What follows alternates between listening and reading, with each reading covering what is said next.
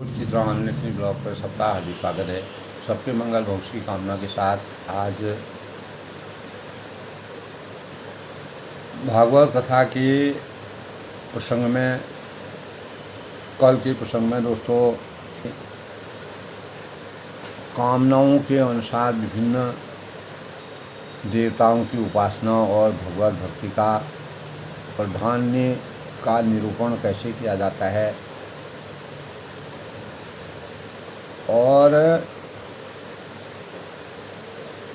और जिस संबंध में सुखदेव जी ने परीक्षित जी को समझाया कि ब्रह्म तेज का इच्छुक जो होता है वह बृहस्पति की, जिसे इंद्रियों की विशेष शक्ति की कामना हो वह इंद्र की, और जिसे संतान की लालसा हो वह प्रजापतियों की उपासना करे। जिसे लक्ष्मी चाहिए, भागवत कथा में कामनाओं के अनुसार विभिन्न देवताओं की उपासना तथा भगवत भक्ति के प्राधान्य का निरूपण करते हुए सुखदेव जी ने परीक्षित से कहा, अनेकों चीज़ें कहीं कि जिसको लक्ष्मी चाहिए, जिसको आयु चाहिए, जिसको वीरता चाहिए, जिसको शक्ति चाहिए, जिसको अनेक प्रकार की आकांक्षाएं चाहिए, और पार्वती जी की उपासना चाहिए, धर्म उपार्जन के लिए विष्णु भगवान की ओर निष्कामता प्राप्त करने के लिए परम पुरुष नारायण का भजना चाहिए। तो जितने भी उपासक इस धरती में हैं उनका सबसे बड़ा हित इसी में है कि वे भगवान के प्रेमी भक्तों का संग करके भगवान से अविचल प्रेम प्राप्त करें। तो ऐसे पुरुष के सत्संग से, ऐसे महान स्वरूप के सत्संग से भगवान की लीला और कथाएं का जो वर्णन हम सुनते हैं उनसे उस दुर्लभ ज्ञान की प्राप्ति होती है। तो इंद्रियों के विषयों में आसक्ति नहीं रहती है और भक्ति योग प्राप्त हो जाता है। भगवान की ऐसी रसमयी कथाओं का चस्का लग जाने पर भला कौन ऐसा हो जिनके अंतःकरण में प्रेम की उत्पत्ति न हो। तो शौनक जी ने इस संबंध में कहा कि सूत जी, राजा परीक्षित ने सुखदेव जी की यह बात सुनकर उनसे और क्या पूछा, आप कृपा करके उसको सुनाइए। तब उन्होंने कहा कि जिस मनुष्य के से भगवत प्रेमी संतों के चरणों की धूल कभी सिर पर नहीं चढ़ाई हो, वह जीता हुआ मनुष्य है, लेकिन वह जीता हुआ मनुष्य पशु के समान है, यानी उसका कोई अस्तित्व नहीं है, शरीर विहीन है, मुर्दा है और मिट्टी के समान है। वह हृदय नहीं हो लोहा है जो भगवान की मंगलमय नामों का श्रवण कीर्तन नहीं करता है, भजन नहीं करता है, नाम जाप नहीं करता है मनुष्य प्राप्त होने के बाद। तब सूत जी ने कहा कि आपकी वाणी हमारे हृदय को मधुरता से भर देती है। इसीलिए भगवान का परम भक्त सुखदेव जी ने परीक्षित जी के सुंदर प्रश्न करने पर जो कुछ कहा वह संवाद आप कृपा करके हम लोगों को सुनाइए। तो ये कल के प्रसंग की बातें थी दोस्तों। आज के प्रसंग में राजा का सृष्टि विषयक, इस सृष्टि के संबंध में प्रश्न और सुखदेव जी का कथा का आरंभ कैसे हुआ वह आज का प्रसंग है। इस संबंध में सूत जी कहते हैं कि शौनक आदि ऋषियों मन महामनस्वी जो हैं, महान आत्माएं जो हैं, परीक्षित जी ने अपनी मृत्यु का निश्चय समय जान लिया था, क्योंकि सुखदेव जी ने उनको मृत्यु से भय कभी नहीं करना चाहिए। इस संबंध में ज्ञान की पराकाष्ठा, पूर्ण ज्ञान की उच्चता से पूर्ण भावों का विषय समझाया। इसीलिए उन्होंने धर्म, अर्थ, काम से संबंध रखने वाले जितने भी कर्म थे उनको संन्यास करते। यानी इसके बाद भगवान श्री कृष्ण की महिमा सुनने के लिए उन्होंने श्री सुखदेव जी से यही प्रश्न किया, परीक्षित जी ने, कि जिसे आप लोग मुझसे पूछ रहे हैं। तो परीक्षित जी ने इस संबंध में पूछा कि भगवत स्वरूप मुनिवर, आप ही, सुखदेव जी से पूछा कि आप ही परम पवित्र और सर्वत्र सर्वज्ञ हैं, और आपने जो कुछ कहा है वह सत्य एवं उचित है। मैं आपसे फिर भी यह जानना चाहता हूँ कि भगवान अपनी माया से इस संसार की सृष्टि कैसे करते हैं, इस संसार की रचना कैसे करते हैं। तो सुखदेव जी का कथा आरंभ राजा का सृष्टि विषयक प्रश्न जब हुआ तो सुखदेव जी ने अपना ज्ञान का वंचन किया। तो भगवान कैसे इस विश्व की रक्षा और फिर संहार करते हैं, कैसे सृजन करते हैं, कैसे और फिर कैसे संहार करते हैं, यानी सृष्टि की उत्पत्ति के मानक क्या हैं, सृष्टि उत्पत्ति के बाद उसका सृजन कैसे होता है, उसका संहार कैसे होता है। तो अनंत शक्ति परमात्मा सुखदेव जी कहते हैं, और परीक्षित जी उनसे पूछते हैं, अनंत शक्ति परमात्मा किन किन शक्तियों का आश्रय लेकर अपने आप को ही खिलौना बनाकर खेलते हैं, लीलाएं करते हैं, अनेक प्रकार की रचनाएं करते हैं। तो वे बच्चों के बनाए हुए घरौंदों की लहर की तरह जो है ब्रह्मांडों को कैसे बनाते हैं, और फिर किस प्रकार बात की बात में मिटा देते हैं। यानी जैसे का तैसा स्वरूप हो जाता है। तब सुखदेव जी ने कहा, परीक्षित जी ने सुखदेव जी से कहा कि आप वेद और ब्रह्म तत्व दोनों के पूर्ण मर्मज्ञ हैं, ज्ञाता है, उसको भली भांति जानते हैं, इसीलिए मेरे इस संदेह का निवारण कीजिए। तब सुखदेव जी ने कहा कि उन पुरुषोत्तम भगवान श्री कृष्ण जो द्वापर युग में अनेकों लीलाओं के परिणाम स्वरूप जिनकी उत्पत्ति हुई, भगवान के चरण कमलों में मेरी कोटि कोटि प्रणाम है। उनको मैं नमन करता हूँ, उनका आशीर्वाद प्राप्त करता हूँ, और उनके सभी गुणों को शिरोधार्य करता हूँ, जो संसार की उत्पत्ति यदा यदा हि धर्मस्य ग्लानिर्भवति अभ्युत्थानं धर्मस्य तदात्मनं स्यात्, और स्थिति तथा प्रलय की लीला करने के लिए जन्म लेते हैं अपना। जब जब धर्म की हानि होती है, धर्म की वृद्धि होती है, तब भगवान मानव रूप में अवतीत होकर के इस संसार की रक्षा करते हैं। लोगों का परित्राणाय साधुना दुष्कृताम, यानी जो दुष्टों का नाश करते हैं, साधुओं और सज्जनों का सृजन करते हैं।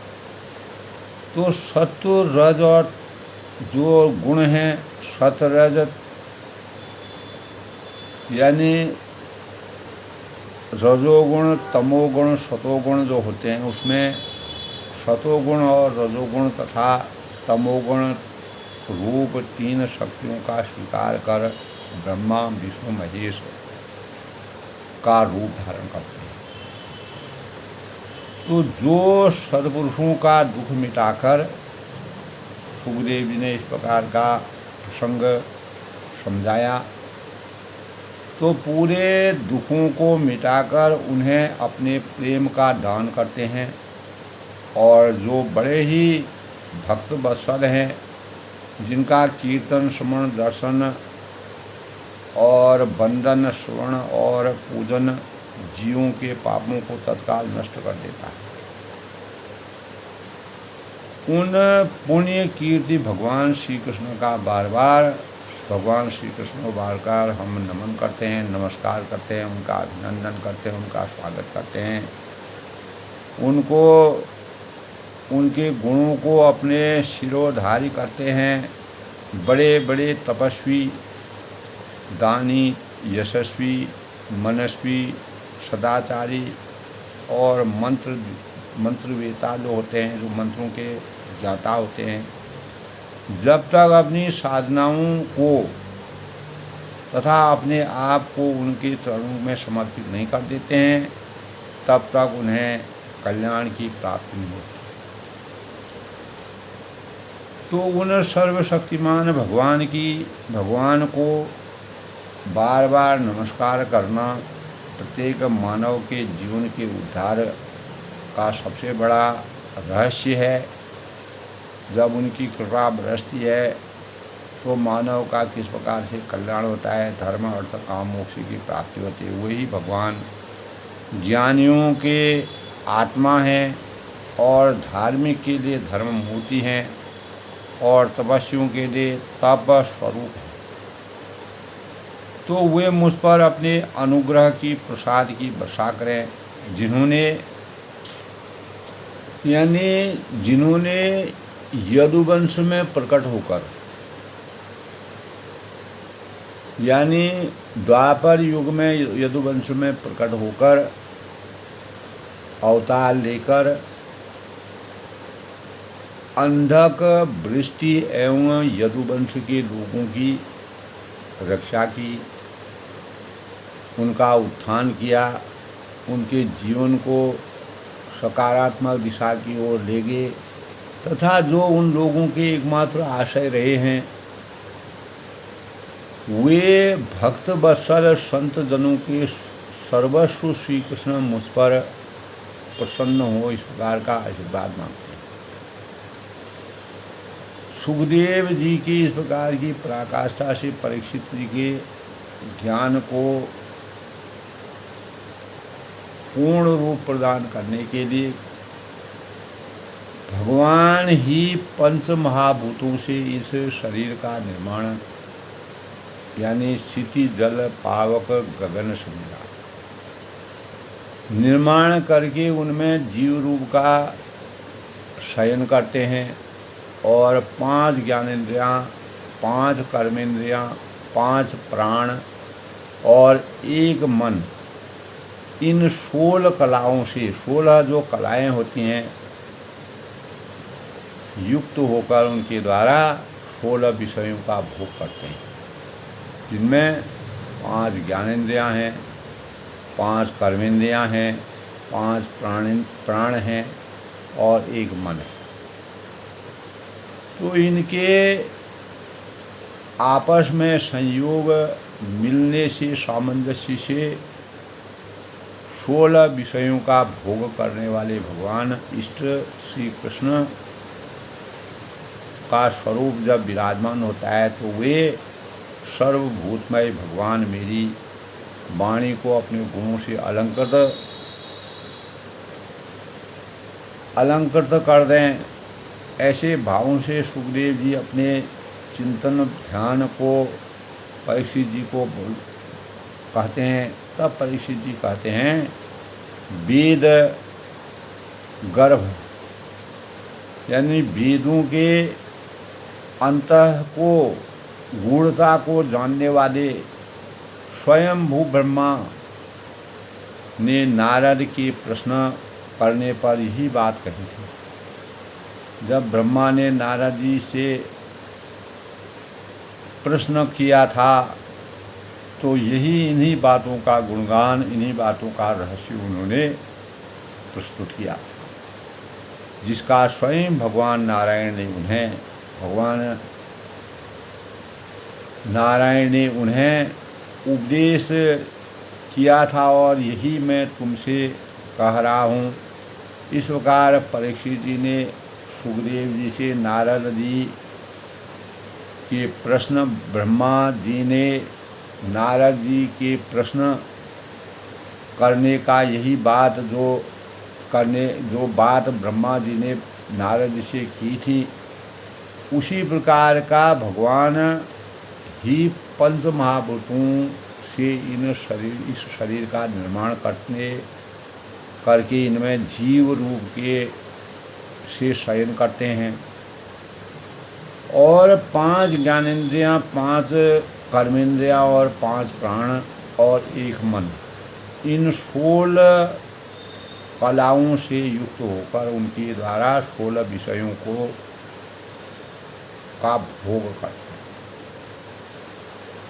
तो परीक्षित जी ने कहा कि वेद गर्भ स्वयंभू ब्रह्मा ने नारद जी से के प्रश्न करने पर यही बात कही थी, जिसका स्वयं भगवान नारायण ने उन्हें उपदेश किया था। यही मैं तुमसे कह रहा हूँ।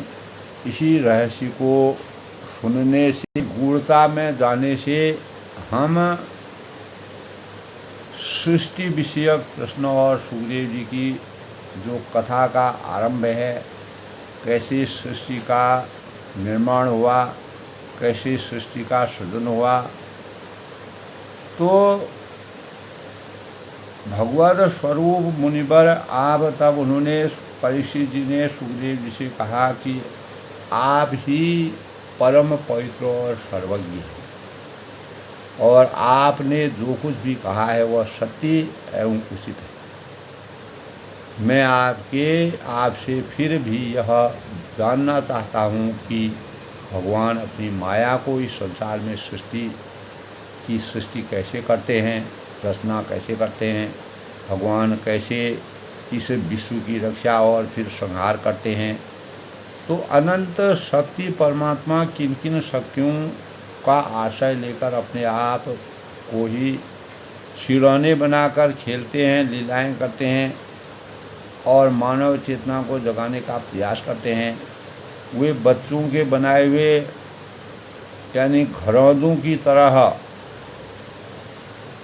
ब्रह्मांड को कैसे बनाते हैं और फिर किस प्रकार बात को मिटा देते हैं। तो इसीलिए उन्होंने कहा वेद और ब्रह्म तत्व दोनों के मूल सर्वज्ञ हैं। इसीलिए मेरे इस संदेह का निवारण तब सुखदेव जी ने उनके पुरुषोत्तम भगवान के चरण कमलों में कोटि कोटि धन्यवाद करते हुए भगवान के वास्तविक रहस्य का ज्ञान कराया। तो आज के भागवत कथा के प्रसंग में राजा का सृष्टि विषयक जो प्रश्न है राजा परीक्षित का और सुखदेव जी का जो कथा का आरंभ है, सृष्टि की रचना से जो प्रारंभ होता है, उन भावों का श्री गणेश होता है। तो आज के प्रसंग में दोस्तों सुखदेव जी और सुखदेव जी ने कैसे परीक्षित जी को ज्ञान की पराकाष्ठा और सृष्टि के स्वरूप का शुभारंभ करा के मानव चेतना यानी परीक्षित जी के ज्ञान को अभिभूत किया, ज्ञानार्जन किया।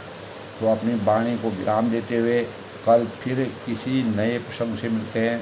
तब तक सबका अभिनंदन, सबका स्वागत। आनंद लिखने ब्लॉक में भागवत कथा के इस प्रसंग के रहस्य को भगवान कृष्णमय जीवन बनाने के लिए हमें कैसे भगवान के स्वरूप का वास्तविक आनंद प्राप्त होता है, उसका ज्ञान प्रत्येक मानव के चिंतन में होता है, जिससे हमारे बड़े बड़े तपस्वी हैं, दानी हैं, यशस्वी हैं, मनस्वी हैं और सदाचारी हैं और मंत्रों के जो वेदता जानने वाले हैं, अपनी साधनाओं से और अपने आप को उनके चरणों में समर्पित करने के लिए प्रतिबद्ध हो जाते हैं और अपने कल्याण की प्राप्ति कर मानव कल्याण के कार्यों में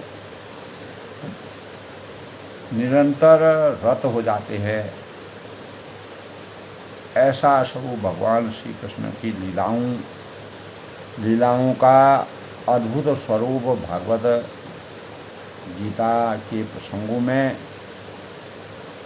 सुखदेव जी और परीक्षित जी, राजा परीक्षित जी के आपसी संवाद से हमें ज्ञात होता है। सब लोग प्रसन्न रहे। अपनी वाणी को विराम देता हूँ। कल फिर मिलते हैं, तब तक ये सबका अभिनंदन, सबका स्वागत।